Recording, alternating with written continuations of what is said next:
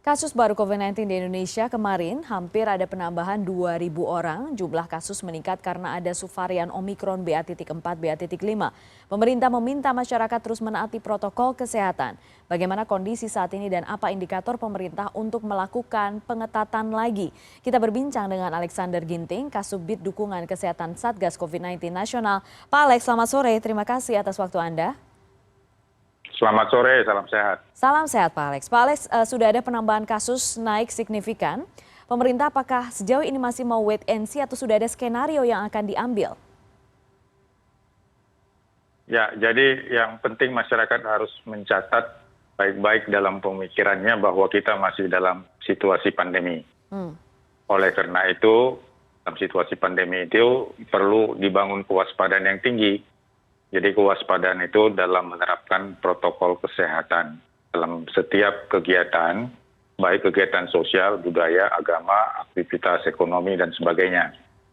Dan memang selama ini kita sudah mengalami pelandaian begitu rendah, tetapi kita berpengalaman setiap ada varian baru, setiap ada kegiatan yang dengan ada pelonggaran, selalu melahirkan ada pelonjakan kasus. Di waktu bulan 7 tahun lalu kita dengan Delta, itu dengan pelonjakan kasus yang begitu hebatnya, tapi vaksinasi belum setinggi yang sekarang. Dan pada saat ini kita dengan subvarian BA.4, BA.5 Omikron. Dan bulan yang hampir sama.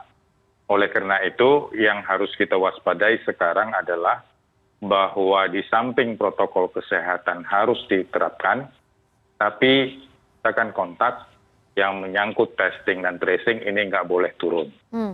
Dan kemudian pemakaian masker, meskipun kita sudah divaksinasi, itu tetap harus dilaksanakan. Khususnya kalau kita ada di area dan bagi mereka yang juga comorbid. Dan kemudian yang berikut adalah vaksinasi. Dan vaksinasi kita ini kan memang kita selalu ukur dari sasaran yang dicapai, bukan dari jumlah populasi yang ada. Karena itu vaksinasi ini harus digencarkan. Kemarin memang sebelum libur Lebaran vaksinasinya cukup tinggi karena syarat perjalanan. Tapi sekarang ini tidak syarat perjalanan, tapi syarat supaya dia terlindungi. Oleh karena itu disampaikan ke masyarakat, kendati pun klinisnya seperti flu, dampak jangka panjangnya kita belum tahu. Oleh karena itu vaksinasi corona untuk mereka yang ketiga harus dikerjakan. Bagi mereka yang belum lengkap, kedua harus dilaksanakan. Dan kemunculan varian BA.4 dan BA.5 ini tentu harus dipelajari juga oleh seluruh dokter dan nakes sebaik-baiknya. Kenapa? Klinisnya memang kelihatan ringan, tapi dampak jangka panjangnya kita belum. Yang kedua adalah klinisnya ringan, tapi bagi mereka yang comorbid yang tidak terkontrol, ini sudah dilaporkan membawa mereka akhirnya dirawat di rumah sakit. Sehingga rumah sakit juga harus tetap siaga dengan bed untuk COVID. Jangan mereka tidak siaga karena klinisnya ringan. Yang harus menjadi garis bawahan kita. Sehingga baik di sektor hilir pun di sektor hulu tetap harus siap. Termasuk juga di sektor hulu di mana itu ada posko desa, posko kelurahan, terus aktif dalam melakukan surveillance. Demikian juga di sektor hulu dengan mereka yang mengatur tentang vaksinasi. Sementara di hilir, di rumah sakit, ini harus siap. Kalau nanti terjadi perawatan. Oleh karena itu juga Wisma Atlet sebagai salah satu tempat untuk perawatan yang ringan sampai sedang, ini juga harus di-standby-kan. Kendati pun sekarang memang kasusnya sangat rendah. Tapi mengingat ini sudah di atas 1.000 per hari yang positif, tidak tertutup kemungkinan mereka yang punya comorbid, imunitasnya rendah, ini bisa terjadi perburukan. Jadi yang menjadi catatan kita adalah waspadaan yang tinggi ini yang harus kita bangun, kemudian aplikasi Peduli Lindungi diaktifkan, dan kita tidak perlu cemas, panjang kita melaksanakan 3M dalam kehidupan kita. Oke, baik. Pak Alex, sudahkah ada indikator yang dilihat oleh pemerintah sekarang? Katakanlah ada skenario yang akan diambil, misalnya penambahan kasus sampai 3.000-an gitu. Kemudian apa langkah yang akan diambil? Atau mungkin sudah disiapkan? Ya, jadi langkah-langkah mitigasi tetap harus disiapkan. Satgas COVID siap dengan pelandaian. Satgas COVID juga harus siap dengan pelonjakan kasus. Ya. Dan pelandaian pelonjakan kasus itu ada di hulu dan ada di hilir. Ya. Sektor hulu tentunya kita harus bisa mengaktifkan kembali bagaimana penerapan protokol kesehatan, pengawasan dan pengendalian mobilitas masyarakat, kemudian juga pengawasan kalau memang isoman.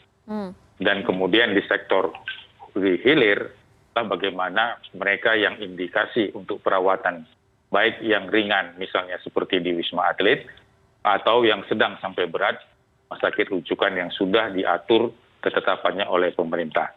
Sepanjang ini bor belum setinggi sebagaimana yang kita bayangkan di bulan Juli tahun 2021. Tetapi siapan, readiness, preparedness untuk rumah sakit harus. Demikian readiness dan preparedness tidak hanya mesti di rumah sakit sebagai sektor hilir. Sektor hulu sebenarnya yang paling penting. Karena di sektor hulu inilah yang harus bisa dikendalikan agar penularan di tingkat perorangan, penularan di tingkat keluarga, penularan di tingkat RT dan RW ini bisa dikendalikan. Tentu dalam hal ini, PPKM di tingkat desa dan kelurahan harus benar-benar kewaspadaan dalam pengelolaannya. Di samping juga vaksinasi harus menjadi target. Dan masyarakat konsepnya harus dirubah. Jangan vaksinasi itu karena perjalanan. Vaksinasi itu karena dia berpergian. Vaksinasi itu dalam rangka perlindungan keamanan sendiri harganya. Termasuk juga ada wacana kemudian yang tadi sempat hari ini disampaikan oleh Menko Marves, Pak Luhut juga ingin lagi untuk menjadikan vaksin booster sekarang menjadi syarat bepergian. Apakah itu tujuannya juga untuk membatasi mobilitas itu?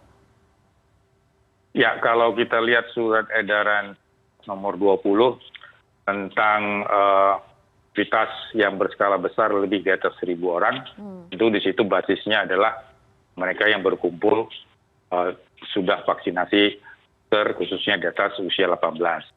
Tapi dalam rangka coverage yang lebih baik, tentu kita harus berharap vaksinasi corona ini booster kita harus lebih tingkatkan. Kenapa? Karena varian ini terus bermutasi. Sepanjang penularan yang terjadi, maka mutasi ini terus ada. Dan kemudian imunitas orang yang sudah divaksinasi yang lebih awal sudah turun. Dan mungkin yang prioritas yang paling tinggi untuk vaksinasi booster ini adalah mereka yang di tempat risiko tinggi seperti tenaga kesehatan, mereka yang bekerja di daerah publik. Ini tentu menjadi sasaran kita. Yang kedua adalah bagi mereka yang dengan komorbid.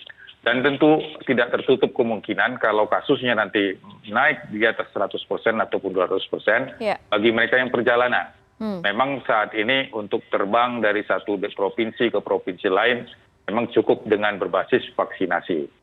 Tapi kalau misalnya sudah penularannya, transmisinya makin tinggi, tertutup kemungkinan pemerintah akan mengambil kebijakan dalam rangka penanggulangan COVID, karena bagi pemerintah adalah paling utama adalah menjaga keamanan dan keselamatan rakyat.